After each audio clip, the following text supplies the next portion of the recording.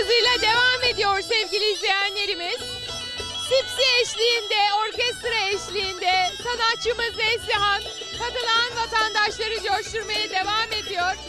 Ve biz de onları gönülden alkışlıyoruz. Erik dalı gevrektir, erik dalı gevrektir. Amanın kırılıveri, haydi kırılıveri.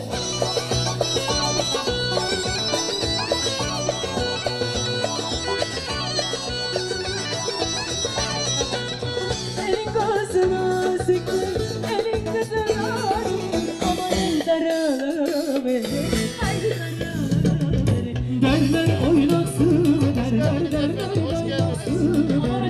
Şu geleni kim derler, bahçenin gülü derler. Ne derlerse desinler, o dilleri yesinler. Kılıcı da Kadir'in önünde oynamış desinler.